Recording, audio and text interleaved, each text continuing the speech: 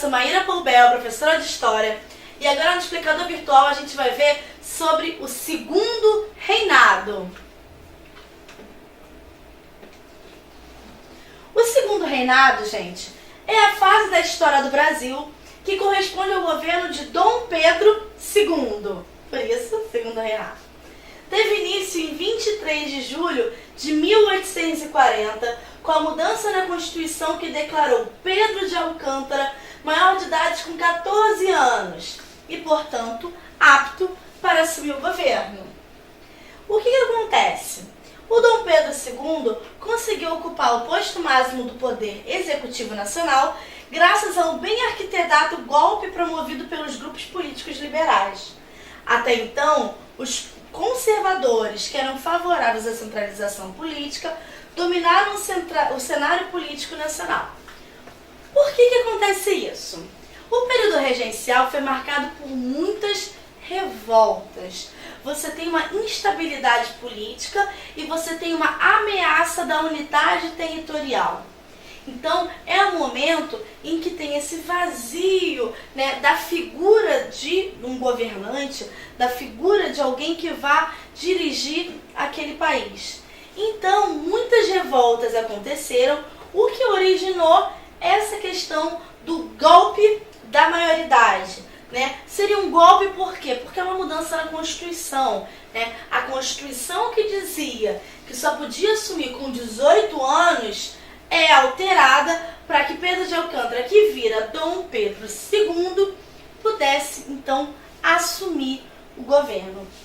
E aí você vê também uma mudança nos rumos da política nacional, porque até então quem estava à frente era um grupo político e quando esse golpe é dado, muda. O cenário político vai, então, a maré vira melhor para outro grupo político, né, nessa disputa que você tinha dentro do cenário político brasileiro. E é isso daqui, eram os versinhos da época, é o seguinte: queremos Dom Pedro II, embora não tenha idade, a nação dispensa a lei e viva a maioridade.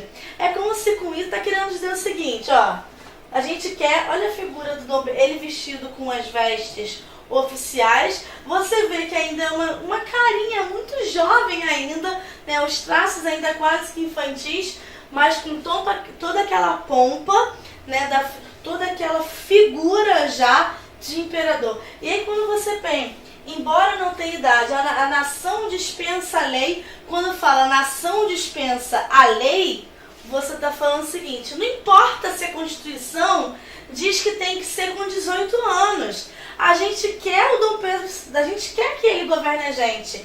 E viva a maioridade. E que bom que a maioridade não precisa de mais de 18 anos. Para quê? O que a Constituição está dizendo?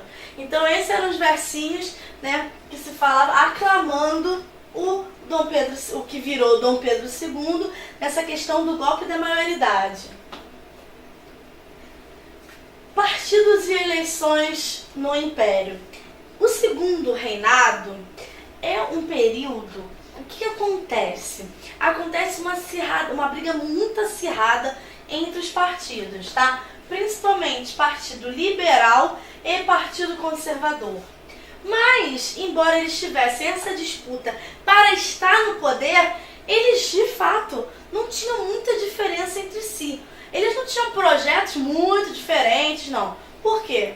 Ele é formado por fazendeiros, comerciantes, funcionários públicos ou militares. Ou seja, os participantes, tanto do Partido Liberal quanto do Partido Conservador, pertencem às elites. Estão trabalhando a serviço das elites. Sempre vão defender o direito das elites. Então eles têm interesse em manter a maioria da população, ou seja, os pobres, excluído da vida política nacional.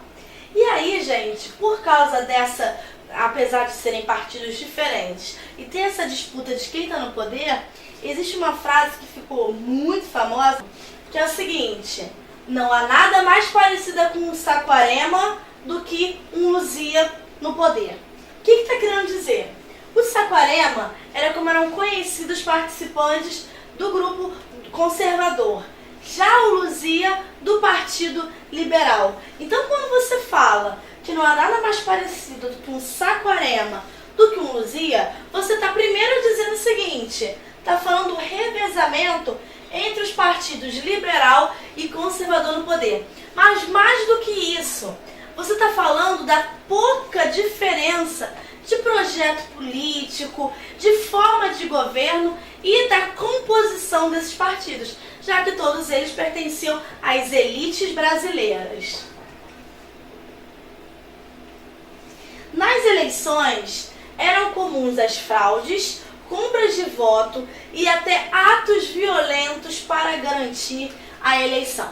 Então você vai para o momento, em que tem as eleições, mas que para ganhar essa eleição é quase que valia tudo, tá?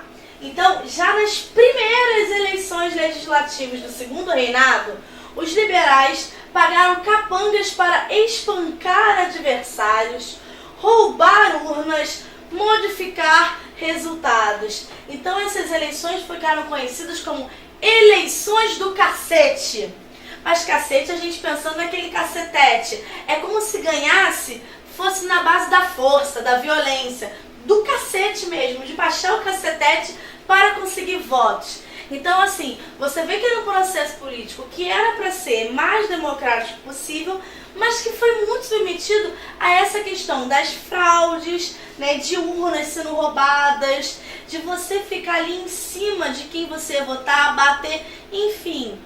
Ficou conhecido esse período de fraude dos votos como eleições do cacete. Aí aqui você vê duas imagens. Aqui, olha só, preste atenção, cédulas, um monte de cédulas, bazar eleitoral. Então foi a eleição um bazar eleitoral. O que é um bazar? Não é onde você expõe um monte de produto e você está vendendo e alguns compram. Então você está igualando o processo eleitoral brasileiro a um bazar. É como se assim, quem batesse mais levava, quem conseguisse pagar mais para ter os seus votos ganhava. Então aqui está satirizando, está mostrando de forma cômica essa questão, satiriza a corrupção e as fraudes nas eleições brasileiras durante o Segundo Império.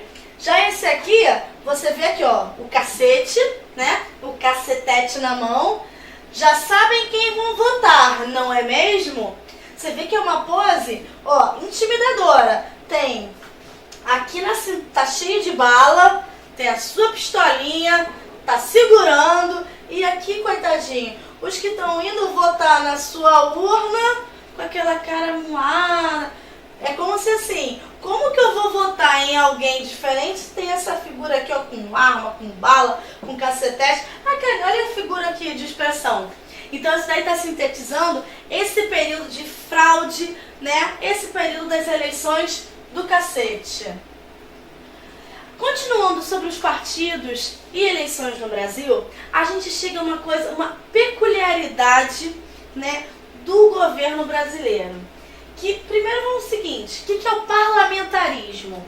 Hoje a gente vive num sistema presidencialista, onde você tem a figura do presidente como chefe maior da nossa nação.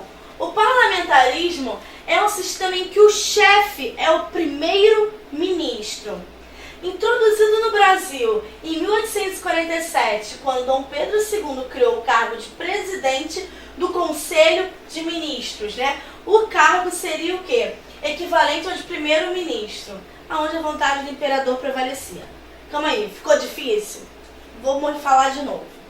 Quando você pensa em parlamentarismo, você tem a figura do primeiro-ministro, mas o primeiro-ministro, ele também tem uma série de ligações e subordinações com outros órgãos. Aqui no Brasil é chamado de parlamentarismo às avessas, porque se Dom Pedro II deveria respeitar alguma outra, não, ele continua acima. Então você tem aqui o imperador, lembrando aquela relação do poder moderador, acima do Conselho de Estado e do Senado, e controlando também o gabinete de ministros, que seria o Poder Executivo, e a Câmara dos Deputados. Então é às avessas porque se você, com a figura do primeiro-ministro, diminuiria a figura, né, o poder concentrado nas mãos, nesse caso aqui do Dom Pedro II, no caso brasileiro foi o contrário. Você mantém ele acima, soberano das ordens. Bom, para a gente continuar a ver aqui sobre o parlamentarismo às avessas, vamos pegar essa frase aqui que ficou muito famosa para falar dessa época. No Brasil, o rei reina, ri e rói. Ou seja, no Brasil o rei faz tudo. Isso está chamando a atenção para a questão, aqui no Brasil, Dom Pedro II não tinha, né, nenhum limite nas suas ações. Por exemplo, quando você pensa no parlamentarismo inglês, que é a referência utilizada para a gente pensar em parlamentarismo, o poder executivo é subordinado ao legislativo.